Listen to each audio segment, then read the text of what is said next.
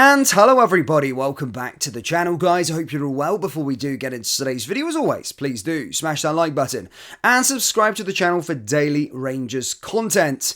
Well, Rangers got themselves back to winning ways last night as we played our final home game of the season as we beat Dundee 5-2. Again, not plain sailing. Initially, of course, we were 2-0 down at one point. However, after Ross McCausland's goal before half-time, it did charge us to making a comeback, and we went on to win the game 5-2. Cantwell scoring an absolutely beautiful goal, but does it mean anything for us? Absolutely not. As stated, the pressure's off. The time for making comebacks was in the games against Ross County, but really Motherwell at Ibrox would have been a decent one as well. Then, Celtic at Ibrox as well. So I'm not giving that much praise. They came back under no pressure. The title was already over, but yeah, great to see we got back to winning ways, and hopefully we can keep this winning momentum going into the Scottish Cup final. As you can see, guys, I'm being fairly sarcastic. But again, it marked the end. Of course, it was our last home game of the season. It marked the last time a few of these players will be playing at Ibrox. Kemar Roof kind of hinted that he's already going to be leaving. We told you that ages ago he's going to be leaving. He said at Ibrox, a pleasure in a social media post. We see Paul Barisic sort of doing a lap of honour. John Lundstrom, I don't think, was there, obviously, because he was suspended. But as stated, a lot of these players would have played their last game at Ibrox, and not just the players, they're out of contract. There needs to be a lot of players, and I hope a lot of these players won't be coming back going into the new season. So, yeah, as you can see there, guys, last game at Ibrox, all those kind of things. Union Bears, they've been very, very great. We've got great ultras, been fantastic. And to be fair, whilst Ibrox was not empty, there was the attendance wasn't that great in that game. There wasn't really time to sort of give the players a standing ovation after the game. They kept the atmosphere throughout the 90 minutes, and as soon as the final whistle went, they did leave pretty quickly. Of course, that will mark the last game that they're going to be in BF1, where they take up a new stand next season, which I think is going to be like bigger behind the goal, which I think is good for the ultras. But yeah, good to see stand and show why they're not getting a standing ovation, because they have completely bottled it towards the end of the season. So yeah, fair enough to those. Now, barring any miracles, of course, we are going to be finishing second this season, and at the time of recording, Celtic yet haven't played Kilmarnock, but they will, of course, just need 1 point to become champions of Scotland, and I am not deluded to the fact that they will be champions of Scotland, which means we're going to finish second for the third time in a row, which now means Celtic are going to be getting a Champions League group stage, or now this season, league phase football, which means they'll be getting a golden handshake of around 50 million quid. Of course, the Champions League is taking a revamp. In fact, so is the Europa League, and so is the Europa Conference League. And of course, it is going into this new lucrative league phase where you get to guaranteed be playing 8 matches. From there, the top 8 of that league phase will then go into the round of 16. 9 to 24 will play in a playoff round for a place in the into the round of 16, and then it will be pretty much the same from there until the end. That is the same for the Europa League, and that is kind of the same for the Europa Conference League, but they're not being 8 matches, there'll be 6 matches. There is no parachute going into the next phase. Now, of course, Rangers Champions League dream isn't over as of yet. We can still get, of course, to the Champions League phase. But we have to go navigate some qualifiers. Of course, like last season, if you remember, we had to play a third qualifying round and a playoff round. So two-legged ties, home and away, of course, against some other good sides for a place in the league phase. Obviously, under Giovanni Van Bronckhorst, we did complete it. We did get our way through after beating Union Saint-Gilles and PSV. However, last season seen us beat Servette unconvincingly, but then of course lose to PSV in the end, which seen us go into the Europa League. It's going to be the same if Rangers lose the third qualifying round or the playoff round. They will just go straight into the Europa League and will likely be pot 1 again. But in terms of the Champions League, of course, we'll have to navigate it, and now we're starting to get to the time of year where we're starting to see the teams that Rangers can play or have to play to get a place in the third for a place into the league phase. Now, the playoff round is a bit too early to tell who's going to be in there just yet, of course, because the second qualifying round and the third qualifying round hasn't taken place,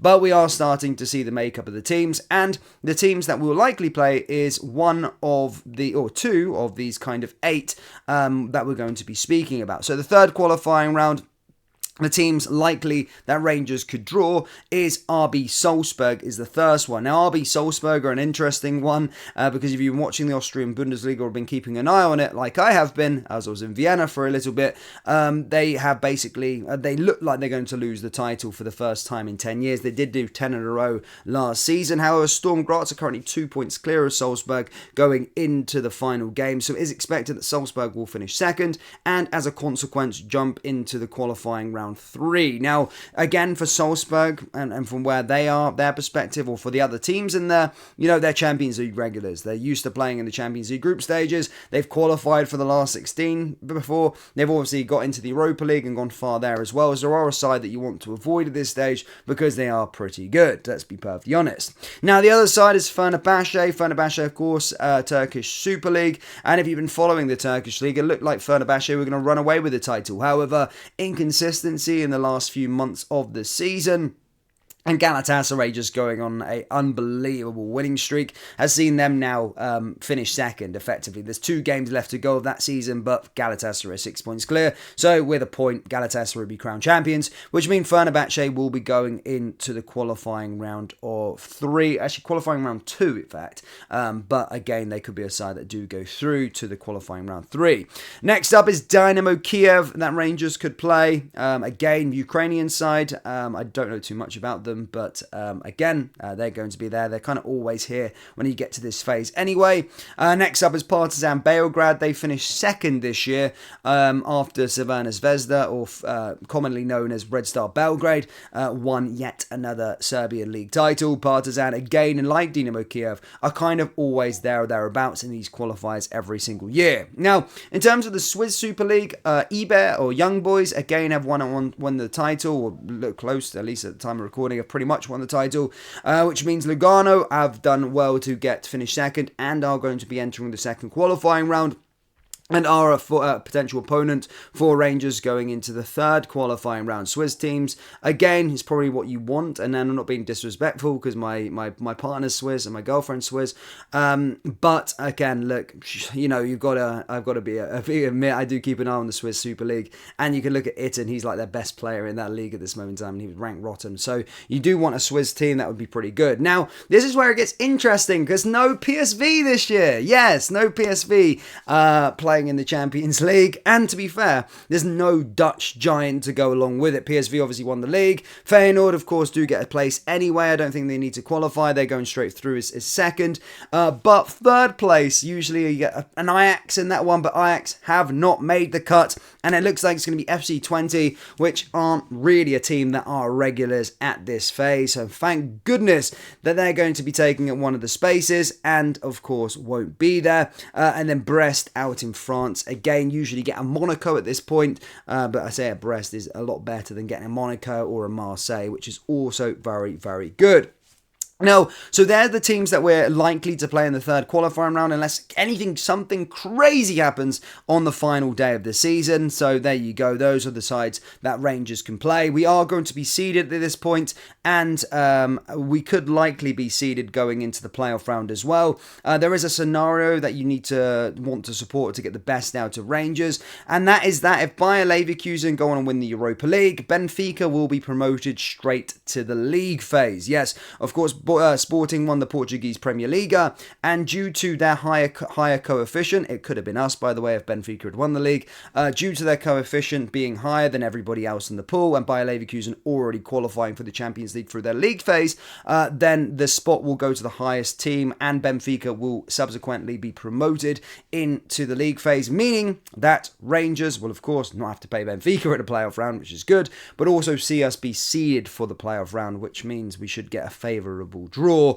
In terms of the playoff round, as things stand, there's only one team guaranteed, and that's Club Brugge. They're a side that are going to be in the playoff round, and as stated at this moment in time, Benfica. But again, if Bayer Leverkusen win the Europa League, they will then get promoted. And then, of course, the playoff round is hard to say because there has been no rounds taken place, so we'll find out a bit later on. But to confirm, at this moment in time, barring any crazy hiccups, the teams that Rangers can face in the third qualifying round are as follows: RB Salzburg, Fenerbahce, Dynamo Kiev, Partizan Belgrade, Lugano, FC20 and Brest. So there you go, Rangers fans. Do let me know your thoughts on the whole Champions League. Do you want to see us in the Champions League phase this year? Yes or no? Let me know down in the comment section below. Do you think we'll get there? Again, another question for you. My personal opinion is we need to.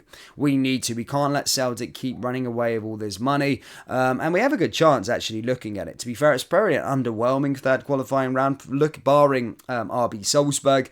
But, you know, FC20 instead of Ajax or PSV is a big boost, by the way. We always get given the Dutch team, so we'll probably have to play FC20, which would be a lot better for us. And just general, they're not as good as usual. So we do need to get there. It's a needs must. And I think we do stand a good chance this year, but we'll certainly find out. But guys, thank you. I'll see you all next time. Take care. Peace.